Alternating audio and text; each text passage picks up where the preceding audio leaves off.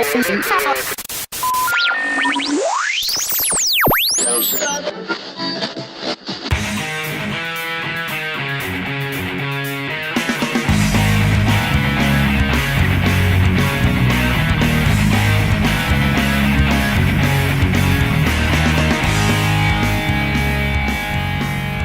to the Practical Tactical Podcast, the podcast dedicated to practical applications of tactical principles for the everyday common person. I'm your host today, Justin, and today we're going to be talking about concealed carry.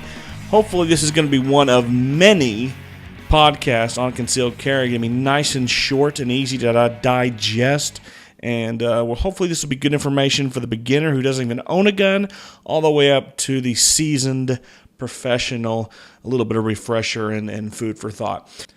These concealed carry episodes are going to be sponsored by NWADefense.com, serving the Northwest Arkansas area with concealed carry and firearms training. Check them out at NWADefense.com. All right, the first installment today is going to be on the statement, "The Constitution is my carry permit."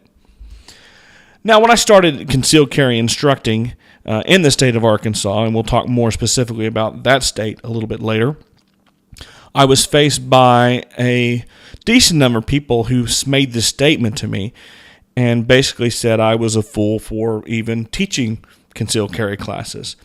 So let's look at that.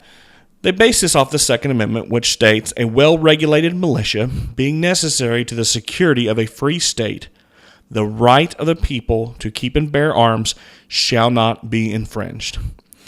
Now, I agree fully with those individuals that our rights have been infringed on in many ways for many years.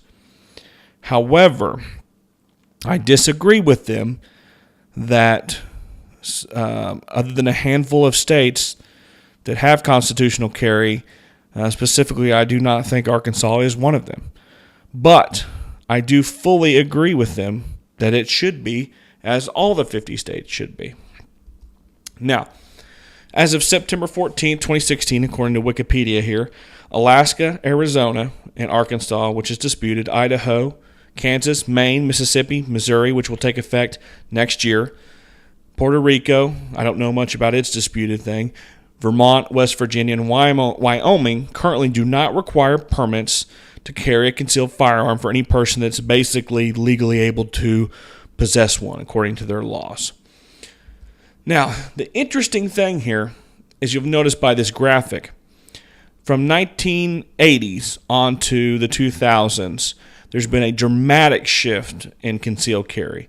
Initially, it started as a few states were shall issue, about half or so were may issue a permit, and a bunch of them were no issuing of concealed carry permits. Even states like Texas, Arkansas, Oklahoma, Tennessee, no concealed carry permits. Now, as you'll watch over these years, how quickly that started to change. And you started seeing shall issue states pop up, especially in the late 90s. You have a bunch of them. And then there was a few holdouts that are holding out today, like California, New York, Illinois, that it's virtually impossible to get a concealed carry permit. And then up in about 2010, Arizona starting, Colorado, and then a few more states until the current time here where we have a handful of states that are what we would call unrestricted or constitutional carry. Now, an interesting point to throw in there for all those naysayers and people that were against constitutional carry is that the crime rates over that time period from about the mid-90s on have consistently fell. Now, this is a combination of crimes like aggravated assault, rape, murder, robbery, burglary, larceny, theft, motor vehicle theft. So we can't say for sure that a bunch of weapons, which we've seen huge sales of weapons in the millions, huge ownership, many more concealed carry permits, that's not necessarily the cause of the reducing crime. But most importantly, we can turn around and say with confidence that a flood of weapons and a sweeping change in regulation allowing more people to carry weapons throughout their daily lives has not created a crime epidemic. There's not blood in the streets. It's not the Wild West, and people aren't shooting each other every day on the way to work over a parking space. So we can say confidently that it's not made anything worse. Now, let's speak specifically about Arkansas. I do not agree that Arkansas is constitutional carry. I wish it was. I agree with those people that disagree with my opinion that I think it should be. I really do. I think it's an infringement for it not to be. But there's the country we want, there's the state we want, and then there's how it really is. Currently, how the law is written, I think, is very clear that it is not constitutional carry. In fact, I think it's intellectually dishonest to make that case and spread that information to others. Now, this bill, which was changed, says an act making technical corrections concerning the possession of a handgun and other weapons in certain places and for other purposes. Now, it says it is permissible to carry a handgun under this section if, at the time of the act of possessing a handgun or firearm, one of the following. Now, you'll notice they changed that. They took out in defense, and they took out the word that. They said if. You can carry a handgun if the following. Now, you'll see some of these are obvious. A law enforcement officer, if you're in your own house, your own private property. And they made very clear right here. The person is on a journey, underlined here for emphasis, beyond the county in which the person lives. They defined clearly in here what a journey was. So, basically what happened is we went 3 steps forward and probably 2 steps back. But no one can honestly say, in my opinion, based on these very clear language, that we have constitutional carry when they put these provisions right underneath it. You have to be this. If it was constitutional carry, it would be 2 sentences. This is not that simple. This is obviously setting restrictions and stipulations on it. So I do not agree. What has happened, which is a good thing, the steps forward, is the presumption of guilt versus innocent. It used to be, based on the law, just the act of carrying a weapon, you were presumed to be guilty of committing a crime simply by having a weapon. That has changed. Now, you have a presumption of innocence. No longer can the police walk up to you and say, hey, you have a gun. Prove to me why you're not a bad guy right now. No, it's the way it should be, what I would say the more American way. If you're approached by law enforcement, they need to make a case why you have a reasonable suspicion, probable cause why you've committed a crime, not just because you have a weapon or because you're wearing a baseball cap or a red shirt or a black shirt. It doesn't matter. So that is a good thing, and that's the way it should be. We should be presumed innocent until proven guilty, not just simply because we carry some piece of metal or a pocket knife or some other thing. We should not automatically be presumed guilty. Lastly, you'll see a lot of these same kind of comments probably coming from the same people about concealed carry instructors and the classes are a scam and a racket and they're trying to raise money. And in a lot of ways, unfortunately, I do agree with some of these people. There are I don't want to put numbers to it and quantify it, but there are some bad instructors out there. There are people out there that don't teach a quality class.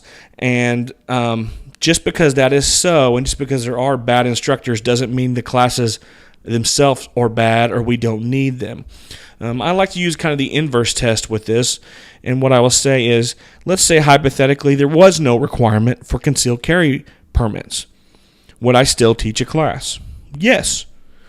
There is still a need for people to be familiarized with firearms, to practice, to learn some basic skills on how to operate them, how to carry them. Most people are responsible and want to learn before they try to do something. That's why most people take driver's ed, even though they don't have to. They can just go pass the test. Or someone else can teach them, a family member, and then they go pass the test. So I think responsible people would take advantage of training either way, with or without the requirement to carry a little plastic-looking driver's license permit thing.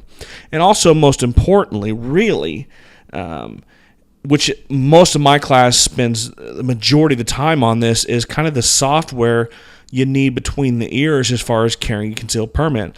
A lot of this is mindset. A lot of this is what tactics to use and how to avoid even having to use it. And also, very, very importantly, is the law. Nobody wants to go through law school just to learn how to carry a gun, so they need something kind of condensed down and simplified to explain what the ramifications are and the legal issues with concealing and carrying a weapon and using it to defend yourself and others. So that would be important and a good service to provide to the public with or without concealed carry permits. So I think it passes that inverse test, which I think that's why I do it. That's why I think it's a good service no matter the actual legalities of concealed carry. So that's the end of part 1 of how many. I honestly don't know. I want to move through a couple topics as we get questions in classes and bring them up to help the new shooters or even the more seasoned shooters with some stuff. Once again, we'd like to thank our sponsor, NWADefense.com. Check them out in the Northwest Arkansas region there. They'll be more than happy to get you a class and get you that evil concealed carry permit, and so you can legally be in good standing with the state as you carry your defensive pistol. And we also invite you to look us up on our website, thepracticaltacticalpodcast.com. We invite your feedback. Please leave a review. Please like and share. Give us some ideas. Maybe you have some questions about concealed carry. That's what we're here for. So we love to hear from you. Keep the emails coming, and hopefully we'll have the next episode out for you real soon. Take care, everybody.